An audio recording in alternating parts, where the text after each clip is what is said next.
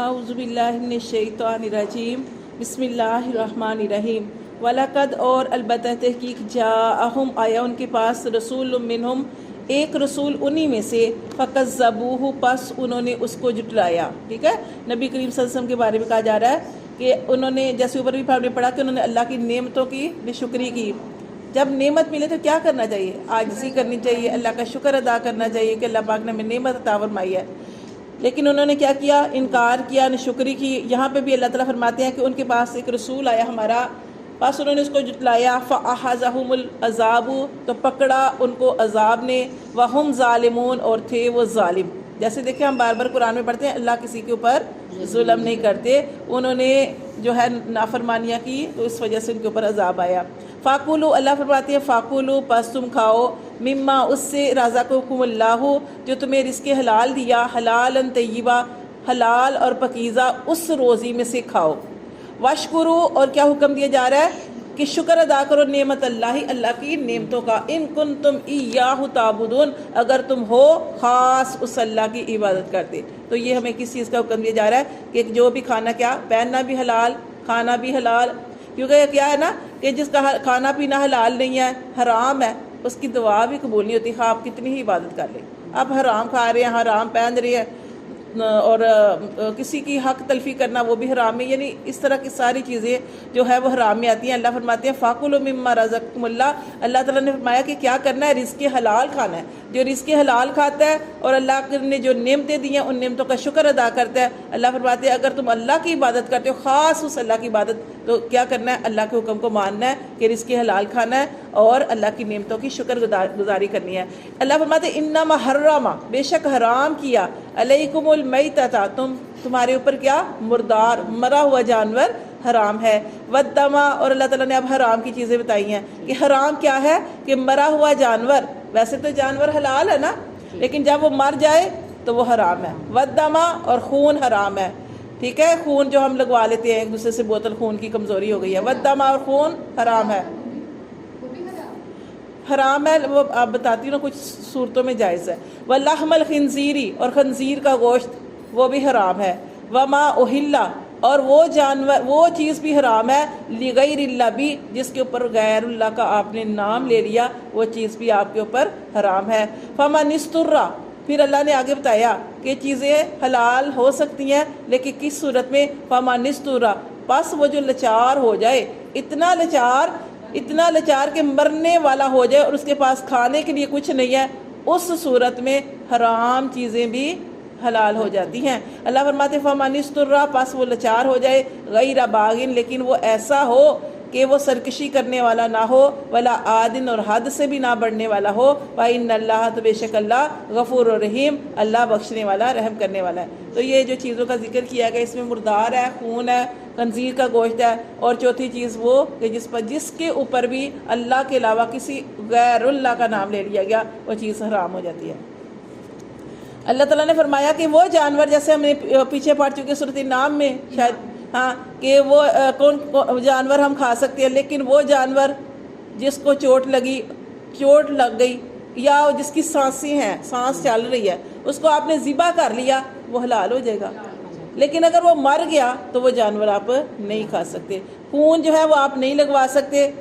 جیسے آپ کہہ رہے ہیں مجھے بڑی کمزوری محسوس ہو رہی ہے, میں خون کی بوتل لگوا لوں, ایسی صورت میں خون نہیں لگوا سکتے. اس کی اور صورتیں ہیں, آپ گاجر کا جوس پی سکتے ہیں, سیب کا, اور چیزیں ہیں جس کے چقندر وغیرہ ہے, اس طرح کی چیزیں جو وہ یوز کر سکتے ہیں, یا میڈیسن ہوتی ہے وہ بھی لگوا سکتے ہیں. لیکن خون جو ہے وہ صرف اس صورت میں نہیں لگوا لینا چاہیے کہ کمزوری ہو گئی ہے. ہاں اس صورت میں لگوانا چاہیے کہ جیسے اللہ نے فرمایا فَمَنِ اسْتُرَّ غَيْرَ بَاغٍ کہ اس صورت میں لگوائیں کہ جب آپ جیسے کہ یہ ہے ڈاکٹر کہہ رہے کہ اب یہ اس کو خون لگنا بڑا ضروری ہے, اگر اس کو نہیں لگے گا تو اس کی جان خطرے میں ہے. اس صورت میں یہ خون جو ہے آپ ایک خون دوسرے کو لگ جاتا ہے. ٹھیک ہے, جیسے عورتوں کو اکثر اس صورت میں بھی لگ جاتا ہے. تو یہ اللہ تعالیٰ فرماتے ہیں کہ یہ خون نہیں لگوا سکتے. اور خنزیر کا گوشت تو کسی صورت میں بھی جائز نہیں ہے. جیسے ہم نے پڑھا کہ دوسرے جانور ہیں جیسے اونٹ ہو گیا, گائے, بکرا, جو بھی وہ جائز ہے ہمارے لیے, ہم کھا سکتے ہیں. لیکن یہ اللہ معاف کر, یہ جو سور کا گوشت ہے یہ کسی صورت میں بھی حلال نہیں ہے. اور کیا ہے کہ اس کی باقی جو جانور ہے نا ان کے مر بھی جائیں تو ان کے وہ کھال بال پر استعمال کر سکتے ہیں، لیکن یہ جو جانور ہے اس کی کھال بال وغیرہ کچھ استعمال نہیں کریں گے. کیونکہ آپ کیوں استعمال نہیں کریں گے؟ کیونکہ جو چیز آپ کھاتے ہیں نا اس کا اثر ہوتا ہے. اللہ تعالیٰ نے ہمارے لیے تمام عاجزی والے جانور حلال کیے ہیں.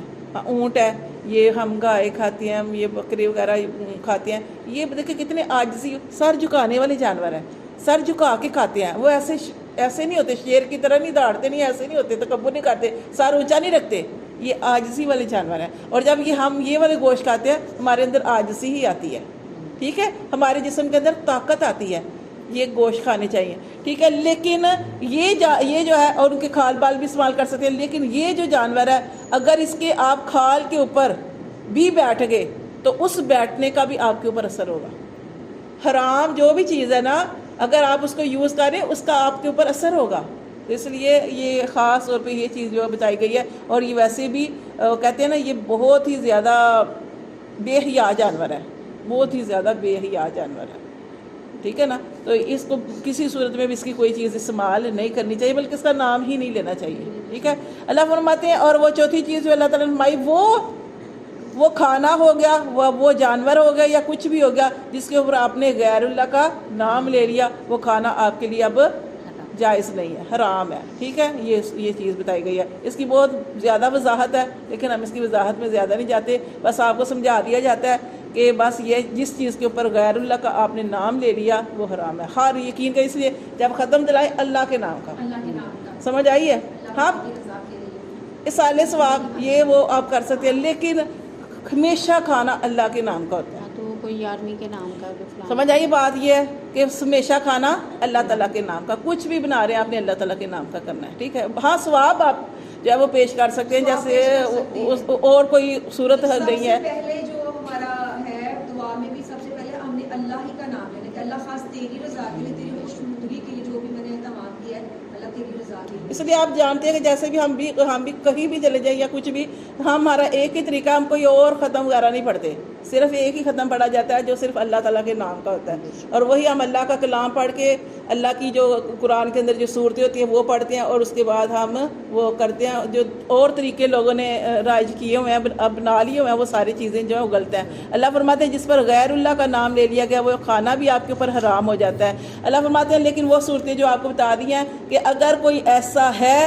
کہ مرنے والا ہو گیا تو اس صورت میں یہ جو حرام چیزیں ہیں وہ استعمال کرنے کی تھوڑی سی اجازت ہے. کتنی سی اجازت ہے کہ آپ مرنے والے ہو گئے، آپ کے ہمسایوں کو بھی نہیں پتا کہ آپ کے گھر میں آپ نے 2-3 دن سے کھایا کچھ نہیں، ہمسایوں کو بھی کچھ نہیں پتا.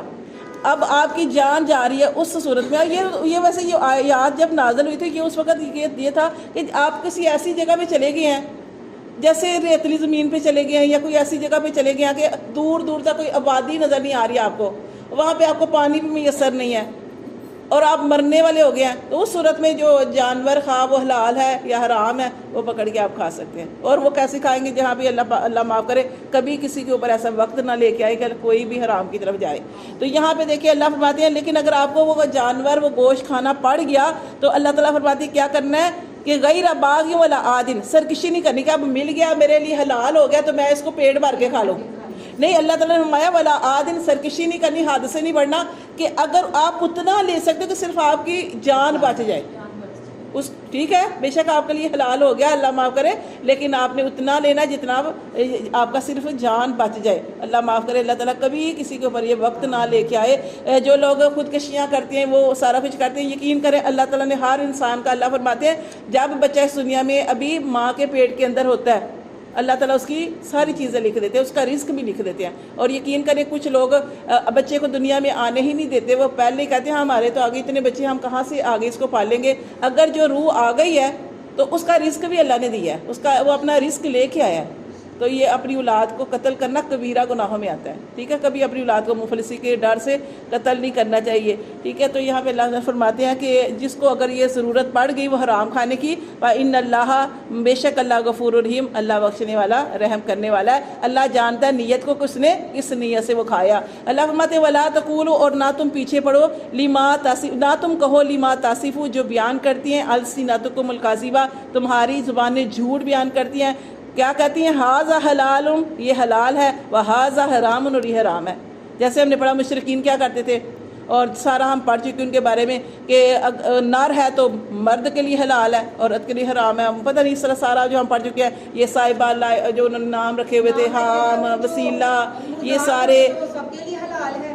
انہوں نے ان کے اوپر جیسے نظر نیاز پیش کرتے تھے اور پتہ نہیں کیا کچھ ان کے نام کے اوپر کہتے تھے کہ یہ حلال ہے، یہ حرام ہے. اسی طرح جانور جو تھے، انہوں نے اس جانور جو تھے، اونٹ تھا، گائے تھی، یا کچھ بھی تھا، تو انہوں نے کیا کیا تھا کہ یہ اس صورت میں حلال ہے، اس صورت میں حرام ہے. تو یہ انہوں نے اپنے پاس سے چیزیں بیان کی. یہاں پہ اللہ فرماتے ہیں کہ نہ تم اللہ کے اوپر جھوٹ بیان کرو، ہاذا حلال و ہاذا حرام. یہ نہ کہو کہ اللہ نے یہ حلال کیا اور یہ حرام کیا. اللہ نے جو حلال کیا اللہ تعالیٰ نے تمہیں بتا دیا، اللہ نے جو حرام کیا اللہ نے تمہیں اس کی لسٹ دے دی ہے. اب اپنے پاس سے نہ کہو یہ حلال ہے اور یہ حرام ہے. لِتَفْتَرُوا، تاکہ تم گڑو علی اللہ الکاذبہ، تم اس لیے کرتے ہو کہ اللہ پہ جھوٹ کرتے ہو. ٹھیک ہے. ان الذین، بے شک وہ لوگ، یفترون، جو گڑتے ہیں، علی اللہ الکاذبہ، اللہ کے اوپر جھوٹ کرتے ہیں، لا یفلحون، اللہ فرماتے ہیں وہ کبھی فلاح نہیں پائیں گے. ایک چیز اللہ نے بیان ہی نہیں کی. اللہ نے تو آپ کو بتا دیا یہ جانور، یہ چیزیں حلال ہے اور یہ حرام ہے. اب آپ اپنے پاس سے کہو کہ یہ حلال ہے، یہ حرام ہے، تو اللہ فرماتے ہیں کہ تم اللہ پہ جھوٹ کرتے ہو. اگر تم اللہ پہ جھوٹ کرتے ہو تو تم کبھی بھی فلاح نہیں پا سکتے. متاع قلیل، تھوڑا سا فائدہ ہے دنیا میں، تھوڑا سا فائدہ ہے یہ جو کچھ تم حاصل کرو گے.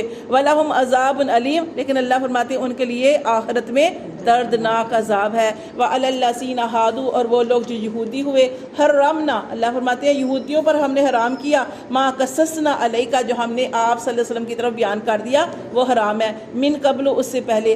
وما ظلمناہم، اور اللہ فرماتے ہیں ہم نے ظلم نہیں کیا ان پر، ولیکن کانوا انفسہم یظلمون، لیکن وہ خود ہی اپنی جانوں پر ظلم کرنے والے تھے. اب جیسے کون سے نبی تھے اللہ کے جنہوں نے اپنے اوپر کس کا گوشت حرام کیا تھا؟ اونٹ. اونٹ کا گوشت انہوں نے وہ بھی آپ جانتے ہیں. وہ اب یہ اونٹ کا گوشت حرام نہیں تھا، اونٹ کا دودھ حرام نہیں تھا، لیکن یعقوب علیہ السلام نے منت مان لی تھی. ان کو کوئی جو بیماری ہو گئی تھی، انہوں نے کہا تھا کہ اللہ میں منت مانگتا ہوں کہ میری یہ بیماری ٹھیک ہوگی تو اپنی پسندیدہ چیز چھوڑ دوں گا. تو ان کو اونٹ کا گوشت پسند تھا، اونٹ کا دودھ پسند تھا، تو انہوں نے اپنے اوپر اس کو جو کہا کہ میں نے نہیں کھانا. ان کی دیکھا دیکھی وہ حرام نہیں تھا، انہوں نے ایک منت مانگی تھی. اب ایسی منت ہم مانگ نہیں سکتے، شاید اس وقت وہ منت مانگنی جائز ہو. جیسے کہ آپ دیکھیں نا کہ جیسے شراب تھی تو شروع سے حرام نہیں تھی. آپ شروع میں کیا حکم تھا کہ شراب آپ پی سکتے ہو لیکن ایسے اوقات میں کہ نمازوں کے اوقات میں نہیں. تو پھر اللہ تعالیٰ نے سورۃ مائدہ میں بعد میں اس کو حرام قرار دے دیا. اس کی وہ سارا پھر شان نزول اس کا یہ ہے کہ کیا ہوا تھا کہ ایک صحابی نے پی لی تھی شراب، اور پھر نماز جب پڑھانے لگے تو نماز کے اندر سورت جو تھی وہ تلاوت اس کی صحیح نہیں کی. تو پھر اللہ تعالیٰ نے سورۃ مائدہ کے اندر اس کو قطعاً طور پر حرام قرار دے دیا کہ اب شراب حرام ہے. اسی طرح یہاں پہ منت ہو سکتا ہے، پہلے یہ منت آپ مانگ سکتے ہوں کہ اپنی پسندیدہ چیز چھوڑ دیں. اب یہ منت تھی ان کی منت پوری ہو گئی، انہوں نے وہ ساری زندگی بعد میں نہیں کھایا. اب ان کی دیکھا دیکھی یہ یہودیوں نے آگے ایسے کرنا شروع کر دیا. اسی لیے کہا جاتا ہے کہ علم سیکھیں. اب اللہ تعالیٰ نے تو منع نہیں کیا تھا نا، اور اب امت محمدیہ میں کسی بھی چیز کو اپنے اوپر حرام کر لینا، جیسے یعقوب علیہ السلام نے حرام کیا، ہم نہیں کر سکتے. آج جیسے وہ جو تھے یعقوب علیہ السلام ہی جو تھے، جنہوں نے ان کے بیٹے تھے جو یوسف علیہ السلام، انہوں نے سجدہ کیا، ہم نہیں سجدہ کر سکتے. ٹھیک ہے. تو پہلے یہ چیزیں جائز تھیں، جائز ہوں گی، یعنی ہم نہیں جانتے اس کے بارے میں، لیکن ہم یہ نہیں کر سکتے. نہ ہم کسی کے آگے سجدہ کر سکتے ہیں، اللہ کے علاوہ کسی کے آگے سجدہ نہیں کر سکتے. ہاں وہ اور چیزیں آپ احترام کرتے ہیں، بزرگوں کے آگے ان کا ادب کرتے ہیں، وہ اور چیزیں، کہ جیسے بزرگ ہیں آپ ان کے سامنے ادب سے ساتھ جھکا لیتے ہیں، وہ اور چیزیں ہیں. لیکن آپ سجدہ نہیں کسی کو کر سکتے.